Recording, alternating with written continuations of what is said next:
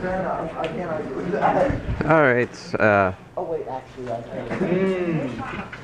I will begin as soon as I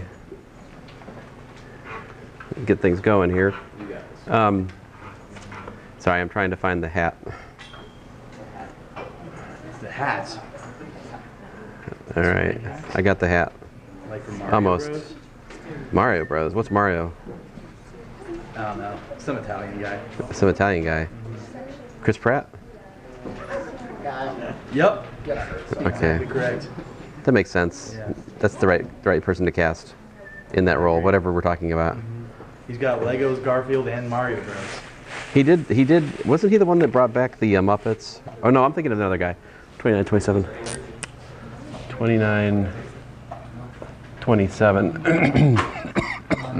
All right. All right. I think everybody who's here is here. So let me begin with a word of prayer. Then, Father, we thank you for this day again. I thank you for these students, this class. We just pray that you'd guide our steps today. Help us to glorify you. We do, Lord. In your name I pray, Lord Jesus. Amen. So now is the part of the class where I get to have some fun and talk to you about things which are harder to test. But I do find a way to test them, so do try to pay attention. Yeah, I guess we'll go with this one. So I wanted to talk to you guys a little bit about special relativity and electromagnetism, and then perhaps a little bit of quantum mechanics, depending on how things go today. But I'll just start with what is space-time. So these notes I'm sharing with you, I wrote for a general relativity course I offered to a student like a year or two ago. And so we'll just kind of surf through these. They're based on Sean Carroll's excellent text on the subject. But to start with, you want to talk about what's called Minkowski space.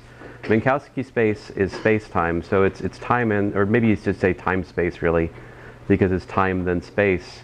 And a point in space-time is an event. An event is a time and a place. And then you can calculate something called the invariant interval by calculating the Minkowski metric of a displacement in space-time. And it turns out that it's minus the change in time squared plus the sum of the squares of the spatial changes. So this is the generalization of the dot product that's relevant for Minkowski space. And it turns out that if you have two different what are called inertial observers, then they will agree on the interval between two events. They might not agree on the time between the two events. They might not agree on the distance between the two events, but they will agree that the two events are separated by the same interval if the two observers we're talking about are inertially related. Anyway, so CT is time, and then you got space. And like I said, maybe it should be called time-space, but that just doesn't sound as cool. So nobody says that. So this is just some calculation. The Minkowski metric is you take two Bohr vectors, you get out a number.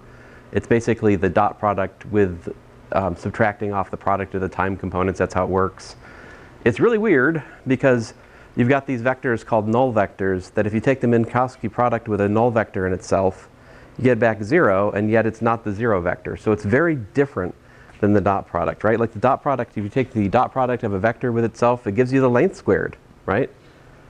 And if the vector's non-zero, the length squared is non-zero, right? Not so with the Minkowski metric. There's these weird vectors called null vectors that do this funky thing where they have the metric with themselves is 0. Those vectors are special. They're actually light vectors. The totality of all such things forms the light cone based at the origin. And then you've got basically three kinds of vectors. You've got vectors for which the interval from the origin, we got points rather. So if we can take the origin and do a displacement vector to a point, right? And then we can calculate the interval between the origin and the point by calculating the Minkowski metric of the interval with itself. And if we do that, there's three kinds of points relative to the origin. There's points which are in the future, and they're time-like separated from the origin. There's also the ones that are on the light cone. These are light-like separated from the origin. And then you've got the ones that are space-like, which are down here. So in order to get from the origin over to point C, you'd have to be able to travel faster than the speed of light. So these kinds of, basically the influence of something physical that's happening here can only be, it can only go into the future light cone, which is between these dotted lines like that. Likewise, the only thing that can technically affect this point from the viewpoint of special relativity are the points in the past light cone, right?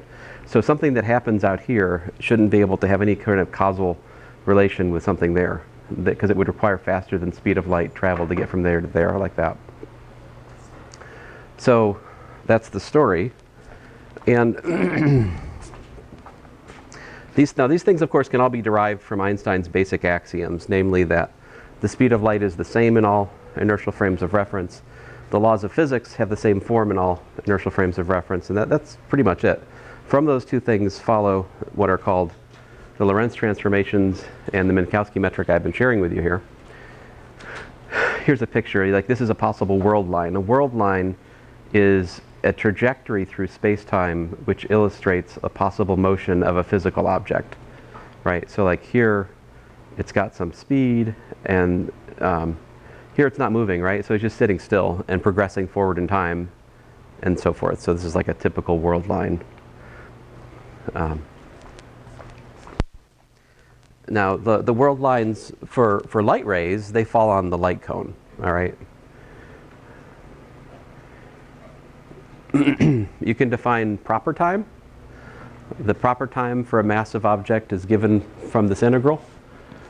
Well, it depends on whether you're talking about a space-like or a time-like path. You define the proper time in different ways there.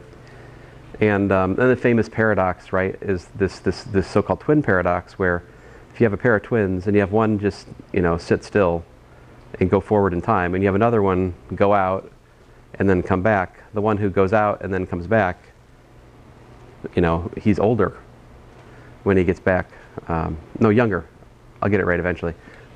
So that's the paradox, is that the guy who's moving fast, his clock slows, and as such, when he gets back and meets his twin at the future time, well, the twin is older and the one who was in motion is younger.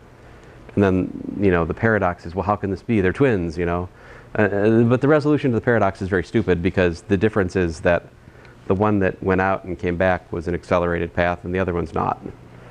So there's it's not much of a paradox in my view. My friend Crazy Paul wants to do something like this, but like a general relativistic twist on this, where the time dilation from the gravitational influence is equal to the time dilation from the special relativistic motion at a constant acceleration equal to the gravitational amount. He wants to have one person sit on the Earth with a constant gravitational pull, and therefore there's time dilation from general relativity. He wants to do this different twin paradox. I've been tasked with writing this paper for years now, and I will eventually get around to it. I don't know if it makes sense or not, but Paul, in moments when I'm very tired, Paul will remind me that I need to write this paper. It's like, Anyway. Oh, okay, so moving on. Any questions? Jump in anytime, guys. Index calculation doesn't really matter to us, but I really love these formulas, so I'm going to show them you for a second. Check this out. This is a stone-cold formula for the cross product, just like that. And here's the formula for the dot product, just like that. So in the physics notation, the repeated index is summed over. And so the cross product and the dot product just have these really simple formulas. And you can do other things like calculate the dot product of two cross products like this. It works out to that. This is 2 pages if you use component notation, without this stuff. All right, I'm just digressing. This is just fun tensor calculus stuff. No one cares. Let's see here. Moving on. So Lorentz transformations, we take for granted in terms of regular, classical mechanics, what kind of coordinates are we allowed to use? Typically speaking, when I talk about different coordinate systems in Physics 1, I'm assuming that the new coordinate system still has the same notion of length, right? Like if I tell you coordinates between 2 points, you can calculate the square root of the sum of the squares of the differences between the coordinates, and it will give you the distance between the points, right? So that is based on the assumption that the coordinate frame is set up in an orthogonal way, right? You've got perpendicular coordinate directions. So to get from one set of perpendicular coordinate direction to another set of perpendicular coordinate directions, the way to get from one of those to another is through what's called a rotation, or possibly a reflection. More generally, these are the orthogonal transformations. So we expect the equations of classical mechanics have some kind of invariance or covariance with respect to rotations. Because, you know, when you write down the equations of physics, you're left with the question, well, how do you write them down? What if you wrote them down differently, right? It shouldn't really depend on your choice of coordinates, should it? Right? Because the coordinates are just an artifact of me saying, well, it's that way and that way and that way. There shouldn't be any intrinsic dependence on that choice of coordinates with the laws of physics themselves. This is one of Einstein's great insights that's colored physics ever since. So that notion of rotations generalizes to what are called Lorentz transformations for space-time. These are the transformations which leave the invariant interval, well, invariant. So if I do a Lorentz transformation, then I have, you know, the invariant interval is equal to itself. The way to make this true, if I replace, you know, if I move from x to lambda x, so x prime is like lambda x prime. This is a 4x4 matrix times a 4 vector. So this lambda is called the Lorentz transformation. If it's going to leave the invariant interval invariant, you're required to have this equation hold for it. Eta has to be lambda transpose eta lambda. So that's the analog of, like, for those of you who've had Math 221, maybe you've seen rotation matrices have to solve what? A transpose A equals to the identity. Maybe you guys have seen that. This is the analog of that. So here it's called 031, which I don't know the name of right offhand, but it's a set of Lorentz transformations. And these are the things which define inertial observers, essentially. We can go from one inertial observer to another by doing one of these transformations. There's a lot of different things in these. These essentially define what we mean by a tensor or a vector. And there's some interesting ones in there. There's time reversal. If you look at this vector, this minus 1, 1, 1, 1, this corresponds to reversing time. That's an allowed Lorentz transformation. It satisfies the invariant interval principle. And these are called parity. They just are reflections, spatial reflections. All of these are also allowed by the defining condition for Lorentz transformations. And basically, you can do a simple calculation, 221 style. Take the determinant of this equation. You got the determinant of a product is a product of the determinants. The determinant of the transpose is the determinant of the matrix. And so you get, and the determinant of eta happens to be minus 1. Eta is just the matrix minus 1, 1, 1, 1 on the diagonals. And so you get that the determinant of a Lorentz transformation has to be plus or minus 1. So it turns out that there are like 4 different parts to the Lorentz transformation. There's the ones that have, they're sort of maintaining the sense of time. There's the ones that reverse the sense of time. And there's also ones that have negative determinant. So the ones that are probably most interesting are the proper orthochronous Lorentz group. Don't ask me to remember that. But here's a notation for it that I don't remember. But okay, guys, so moving on. Here's some explicit Lorentz transformations. First of all, you can just leave time alone and do rotations. Those are Lorentz transformations. So just all of the rotations that we know from the previous course, still Lorentz transformations. But these are the more interesting ones. We can mix time and space through what are called velocity boosts.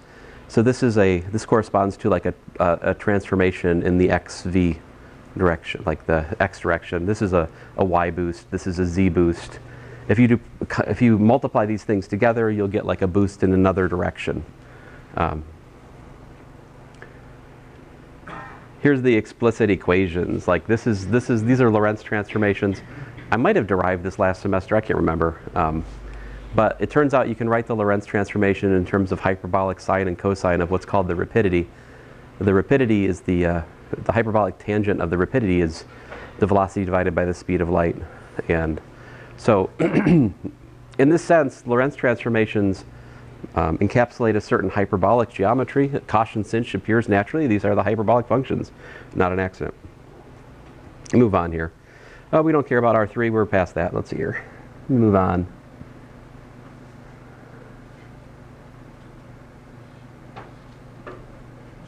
Oh, well, these are what tensors look like. What's a tensor?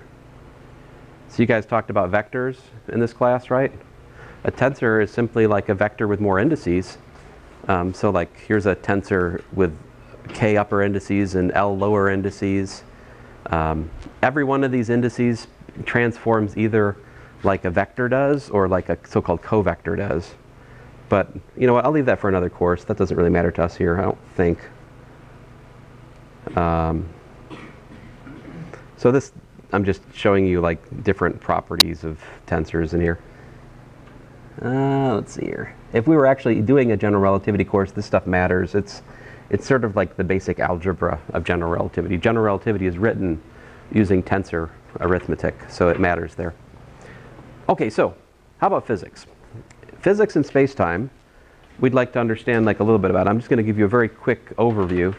I don't know how deep like Dr. Buderas gets into this in modern physics, but I think he does at least some of this, probably in like a more concrete, less mathy way than I do, of course, but so I just want to show you some things. So a 4-vector is a four-component object that transforms in a certain way with respect to coordinate transformations in space-time. So it's something like this. We use an x upper mu. That's like a space-time index. And I'm using the dot notation for the Minkowski product now, if that's okay. So this is actually minus the product of the time, and then the regular dot product of the spatial part of the vectors. So a 4-vector is either time-like, light-like, or space-like. All right. And we can use the world line to define things like 4 velocity. All right. So the world line is defined like basically it tells you the trajectory of an object, and so tau is the co-moving time, the proper time of the object. And if we take the derivative of the co-moving time with respect to the time of the observer, we get this quantity right here, where u is the velocity of the object with respect to the time of the observer. And so this is the gamma. We call this gamma because it's gamma. And the 4 velocity then is defined to be the derivative of the world line with respect to the proper time. This gives you the 4 velocity. The 4 velocity is indeed a honest-to-goodness 4-vector, which means that it's like dot product, Minkowski dot product with itself has an invariant meaning with respect to different inertial observers. And it's not especially interesting, the meaning, because the dot product of the 4 velocity with itself is just minus c squared. So yeah, it's a constant. It's minus c squared for everybody. It doesn't really help you calculate much of anything directly, right? Because, yeah, we can all agree that c squared is whatever it is. This becomes much more interesting when we look at other vectors other than this. But, so the 4 velocity has 2 pieces. The first piece is just the gamma for the function times c, and the other piece is gamma times the velocity with respect to the observer in question here. So you can also define acceleration as the second derivative of the of the position with respect to the proper time, like this. And it turns out that the Minkowski product of the 4 velocity and the acceleration is 0. These things would be helpful if you were trying to solve like word problems and things that were set up in this world. There's more we can say, like how does the 4 acceleration behave? Well, since we have the 0th component is the dot product of these guys, the velocity and the 3 acceleration divided by c. Excuse me. And here, the acceleration is just the regular garden variety, like physics 231 second derivatives of the spatial coordinates, like that. Getting to a point here, guys. I'm getting to a point, believe it or not. So this is a formula that tells you how the acceleration, the relativistic acceleration, relativistic acceleration relates to the regular acceleration with respect to the coordinate system, the speed of the object, and the dot product of the velocity and the acceleration with respect to that frame. So this is not, I mean, the relativistic velocity is just gamma times the regular velocity. That's relativistic velocity. That's relatively simple, right? Like just gamma times the velocity. That's not much of a difference. The relativistic acceleration, on the other hand, it's kind of a bit much, right? It's pretty far removed from what we think of as acceleration in classical mechanics. Now, here is a quick derivation.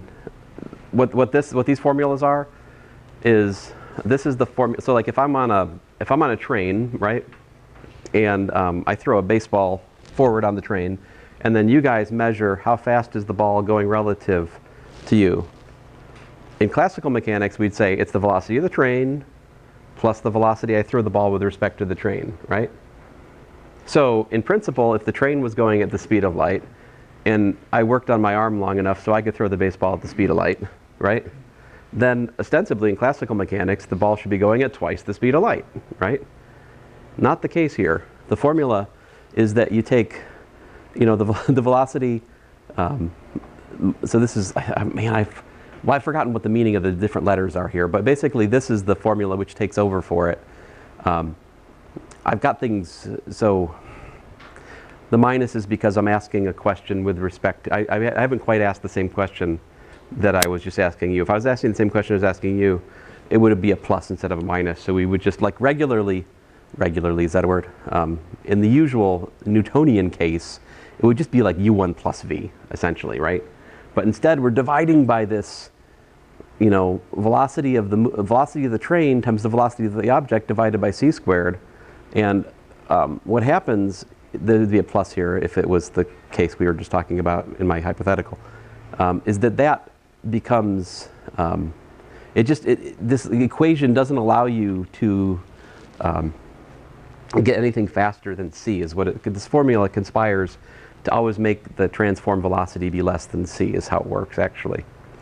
And the other funky thing is that the rule for adding velocity and the motion, if the train is going this way and I throw the ball that way, there's one transformation law for the velocity. But if the train was going this way and I threw the ball at you, the rules are different for how the velocities add, like this or like that. This is bizarre, right? This is really bizarre from like a physics 1 perspective, for sure. Form momentum plays a huge role in the study of special relativistic physics. So the form momentum is the mass times the, and this is the rest mass here, times the form velocity, which is actually m gamma times c comma u. So the first component is p upper 0, which is m gamma c, and the second component is what I would call the relativistic momentum, 3 momentum. Relativistic 3 momentum is simply gamma times the regular momentum. Regular momentum we talked about last semester, mu, right? Mass times velocity, momentum. In relativity, you multiply it by this gamma to account for this relativity. And a lot of things are like that. You just insert this gamma factor, and that's how a lot of the special relativity formulas work. But sometimes not. Like we just saw that the formula for acceleration ends up getting multiplied by like a gamma squared. That was kind of unexpected, right? So it's not always so simple. Yep. And this is the reason classical mechanics works as an approximation of this is true, just because c is so much bigger than u in most of our experience that it's like we just treat it as if that. Yes, very good question. So why don't we notice this? If this is true, then why don't we see this? It's because for us, the velocity RU is so small compared to c that just becomes 1. So every place there's a gamma in the formulas, it just becomes 1. So for the most part, it's kind of hard to appreciate the presence of this deeper structure. And in fact, one of the rules, every derivation you'll find of the Lorentz transformations, at the base of it all is this very conservative assumption that Lorentz transformations have to return to the regular Galilean transformations that we already know from like physics 1, just what I'm talking about, that the velocities add, you know, and other things. Like if I'm going this way, if the train's going this way at 30 miles an hour, and I walk the other way at 30 miles an hour, because that's something I can do, right? Keeping it physical in here always. And then I would be going 0 miles per hour with respect to you guys, right? Like that, those kinds of basic additivity and exchange relations are foundational to the derivation of like the Lorentz transformations. At the base of it all, it's assumed that it has to reduce to the Galilean Euclidean notion at the base of everything, so yeah. But as a mathematical comment, absolutely, it's just that this becomes like really, really tiny, so it's just 1. What's interesting though is it does have an effect on the equations. Like it's noticeable, even at our very low velocities. Let me show you how. It's mostly this right down here. So the 0th component of the form momentum is, you know, m gamma c. So it's actually, the meaning of it is the total energy divided by c. So the total energy is actually m gamma c squared. So you've heard mc squared is the energy? Not true. It's actually m gamma c squared. So there you go. Now you know something the masses don't know, right? That there's a gamma there, right? E equals mc squared. It's a lie. No, it's E equals gamma mc squared, or for me, m gamma c squared. This doesn't matter. But anyway, and then you guys love calculus too. Hooray, hooray! And the binomial expansion, right? This is the binomial series. See, as long as u is less than c, and that's inescapable, we can form the power series expansion of this, and u over c is small, right? So the smaller u over c is, the better an approximation this is. But so like when you do the minus 1/2 power of 1 plus something, you get 1 minus 1/2 of the something, and then plus higher order stuff. Well, what is this? We get this mc squared plus 1/2 m u squared. Well, we know what this is. This is kinetic energy. We studied this last semester. We studied this semester sometimes. This is surprising.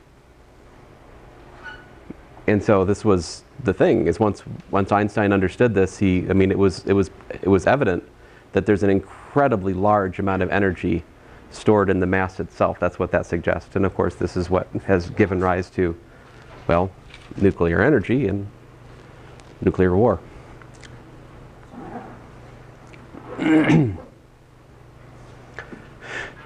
So, theorem, energy squared is equal to c squared p squared plus m squared c to the 4th, where m is the rest mass and p is the momentum. And like the proof is simply that is the invariant interval for the form momentum, and this is an invariant with respect to coordinate change. So whatever that works out to, that's constant no matter what inertial frame you're in. This is actually how I solved, when I took a course in special relativity as an undergraduate, we worked problems where we'd do things like we'd be given stuff about, you know, particle in a particle accelerator, and we'd have certain information, and we'd be able to solve the problem because we knew that we could go to a special frame of reference where things got easier. Like usually you do something called like the center of momentum frame or something. That's where the net momentum in a system is 0. So you can go to that frame, you can learn certain information, but then because the form momentum is an invariant, you can compare that to another frame. You solve problems like this. So anyway, what I'm trying to tell you is this is not just a mathematical curiosity. It's actually how you understand how to solve problems in special relativity. Uh-oh.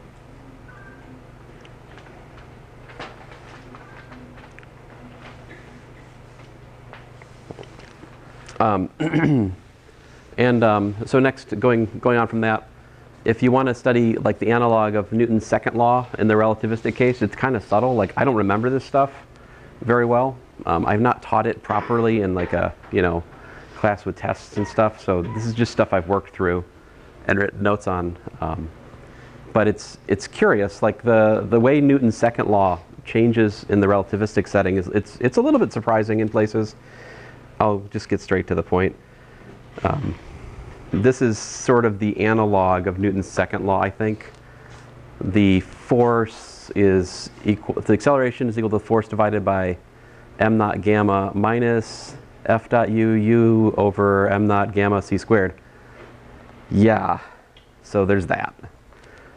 I kind of like teaching F equals ma. I think we should stay there in this course, right? Let's not have any problems with this. I'm just sharing it with you so that you see it. But here's an example of how to actually work that out.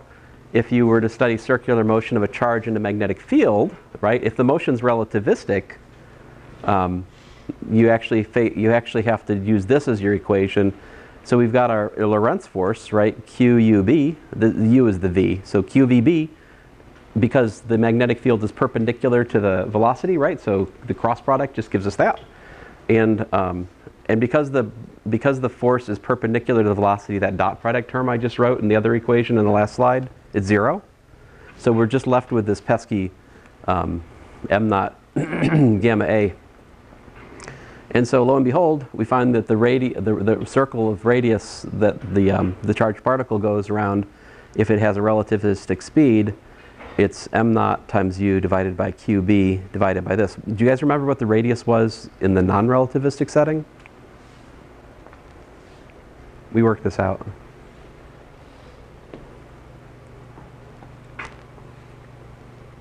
Basically, you just set mv naught squared over r equal to, I think it's just qvb, right? Solve it. And you get the same formula, except it's just, I think, m naught v over qb, and this is just gone, right? So in the relativistic case, there's this basically multiplication by a gamma factor that appears. Now, this has a special place in my heart because this is what kept me from getting a PhD in physics. So, I mean, it's a true story. I don't know, is that really the reason? Maybe that's not the reason, but when I went to physics graduate school, we had a qualifying examination you take as soon as you get there. And in physics, the qualifying examination is basically based on very tricky undergraduate physics, right? So right after, I went to NC State for physics, and we have 2 semesters of mechanics, 2 semesters of electromagnetics, 2 semesters of quantum mechanics. So after that, right, and I've done, so like we're talking 30 hours a week of homework for 2-3 years, all right? Like you guys have not had homework. You don't know what it is to have homework. You've not experienced homework. So after that trial by fire, you go and I take this test, and I was pretty ready for it, right? And I was like 1 or 2 points from passing it at the PhD level, but I got this problem wrong because I did not know that for relativistic circular motion, there's a gamma factor here. So this missing gamma factor, if not for that, I would have passed at a level where I could have at least put the qualifying exams behind me and tried to find an advisor and stuff. Now it turns out I'm much more interested in mathematics than physics, and for that reason I have a doctorate in math and not physics. I'm just Mr. Cook in here, you know? But anyway, I think it's a neat bit of mathematics and so forth, but all right, let me move on. So, to let you know, you can do classical mechanics as an add-on for special relativity. Acceleration still makes sense there.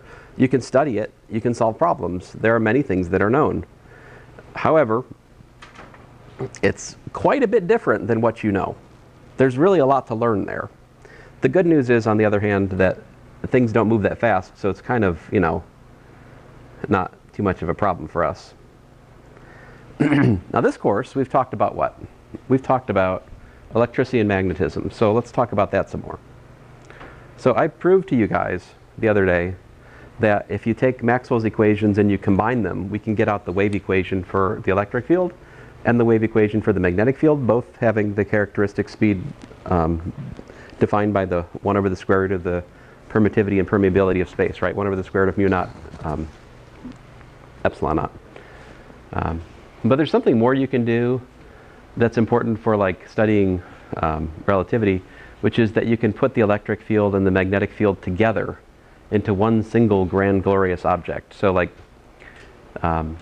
if we define a tensor, which is called the Faraday tensor. And what we do is we put the electric field in like the time-space component of it, and we put the magnetic field in the space-space component of it. So we make this one big, basically matrix, right? It's an anti-symmetric matrix.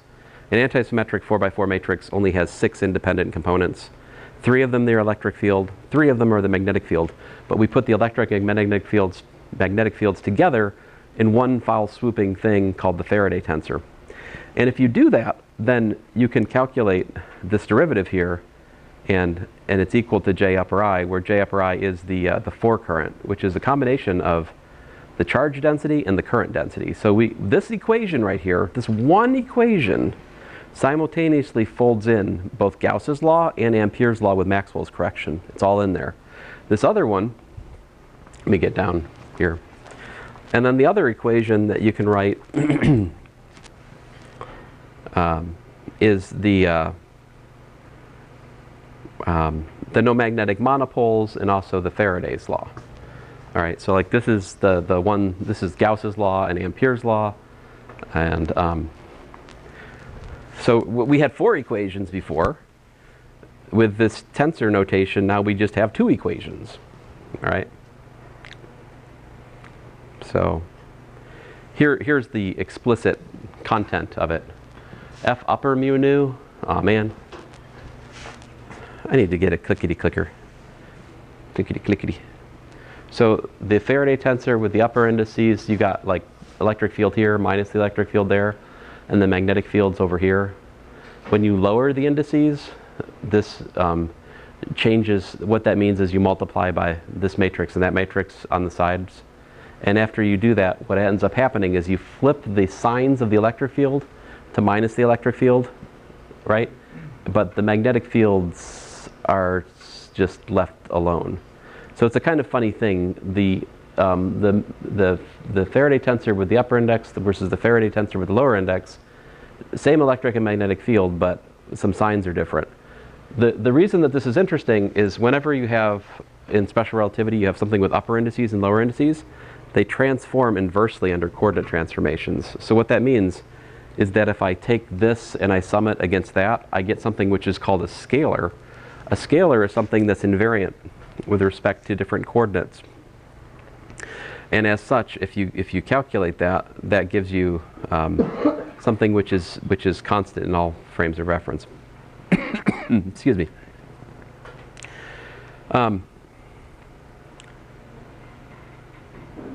Well, yeah, this is the stress energy tensor is something that generalizes energy and momentum and then other things called shear forces and so forth. This is what I'm doing right now is I'm describing the stress energy tensor for dust. This is interesting if you want to understand general relativity, because general relativity it requires us to understand this thing called the stress energy tensor, which, you know, if you guys want to take a course in general relativity later, let me know. If there's enough of you, maybe we could do something, who knows. But so we don't have too much to say about that here.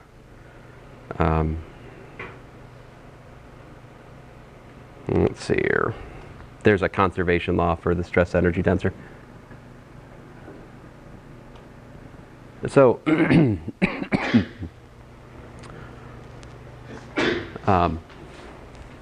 so up to now, all I've talked about today has been special relativity.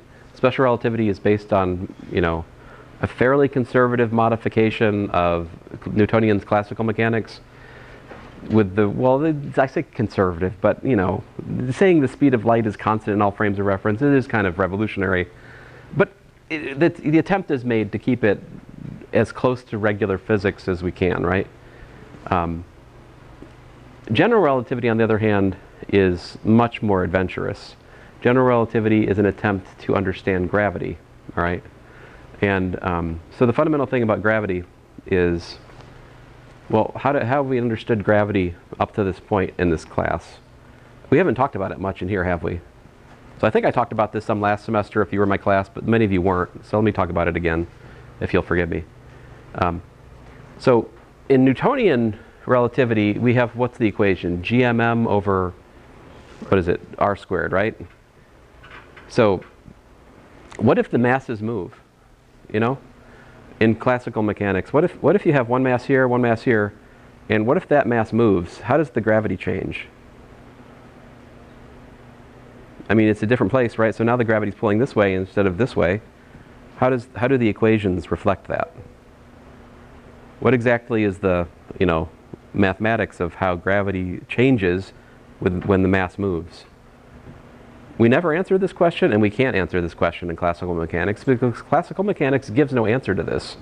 All right? There are various theories, but no one really knows.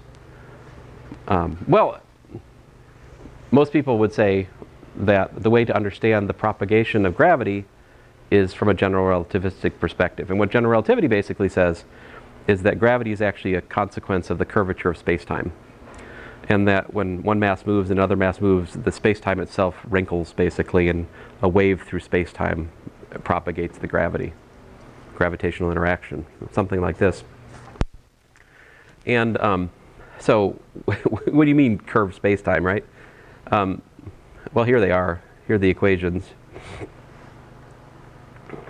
This is just a derivation of the equations from, again, somewhat conservative principles, essentially that it has to reduce to things that you already know. So like you can study Newtonian gravity and study it as a theory of potentials, just like we talked about potentials this semester, right? Potential energy per unit charge. You can talk about potential energy per mass in the same way, right? There is a gravitational potential. You can study its equations, and you model those equations, try to generalize them at lowest order, and you get this. That's what the last 3 pages I skipped through show. But I mean, it's not ironclad. This is all this sketchy derivation physics logic. It's not like a proof, right? But these are Einstein's field equations. And what this equation says is that the Ricci tensor, the mu-Nuth component of the Ricci tensor, is equal to a constant times the stress energy tensor. So this describes mass and energy, all right? And it could be in matter, but it could also be the mass and energy, indeed the momentum that's stored in the electromagnetic field. The electromagnetic field itself has momentum. And then this over here is the metric tensor. This is the curved analog of the Minkowski product. So the Minkowski product is a constant tensor. It doesn't change from point to point, but in a curved space-time, the notion of distance between points can change from point to point, and also the notion of time. And this here is the trace, I think, of the stress energy tensor. And so these are Einstein's field equations, and I think the K is there, is an arbitrary constant at this point, but the next page and a half or so, we look at the low energy limit and compare it to like Newton's equations for gravity. Lo and behold, you find out that the K is actually equal to 8 pi g, where g is that gravitational constant that you guys know and love to forget. I mean, I forgot it from last semester, right? What is it, 6 point something times 10 to the minus 11th? It's like minus 11th, right? But anyway, so there you go. These are Einstein's field equations for general relativity. It took Einstein, so special relativity, Einstein found in like 1905, all right, along with the photoelectric effect. He also, did you guys take chemistry? No? Nobody take chemistry? Some people have taken chemistry. You know what n sub a is? What's n sub a? It's Avogadro's number, right? 6.023 times, what is it? Yeah, 6.02 times 10 to the 23rd. Why is it that? Why is that number? How many atoms are in a mole? Yeah, how do you know that? Who counted that there are 6.023 times 10 to the 23rd atoms in a mole? Someone with a lot of free time. The answer is Einstein. So he derived it from looking at Brownian motion of liquids around this same time period. It's part of why Einstein is Einstein. I think that's sometimes forgotten, but at least that's what I've heard. I haven't really investigated it first. I've been told this by other people, so I believe it to be true. All right? I'm not a historian. I like to learn from things, you know? So, I regret nothing. Anyway, so 1905, Einstein did special relativity, the photoelectric effect, which is a fundamental quantum mechanical relation between how metals absorb electrons in terms of their quantized energy, right? There's not a continuous spectrum. There's a sort of discreteness there in how the interaction of the metal and the electrons work. And special relativity. So they're like, and there's 4 major things Einstein did in like 1905. And then he knew there was a problem with gravity, and he wanted to understand this. It's been a problem to understand how gravity propagates ever since Newton wrote down his quote, and Newton called it spooky action at a distance. Newton knew there was a fundamental question that was unanswered in Newtonian gravity, right? It's been known. So of course, Einstein wanted to solve that, and he spent about 10 years. He spent about 10 years to come up with these equations.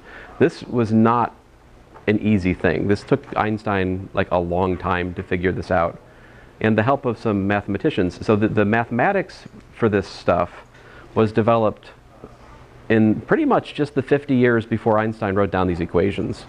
From essentially about 1860 to 1910 or so, differential geometry was developed by the likes of Levi-Civita and some others as a response to Riemann, who gave this great sort of, this is what we want to do speech in like 1860 about it. So,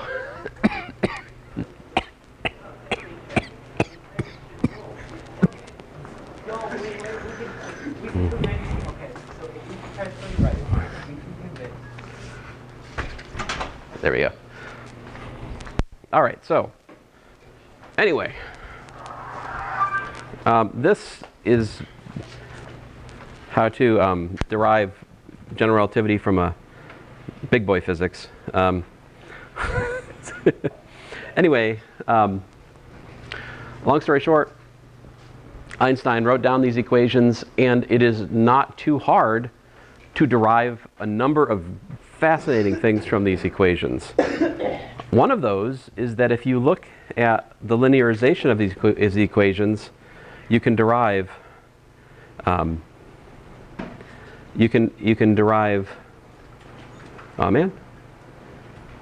gravity waves.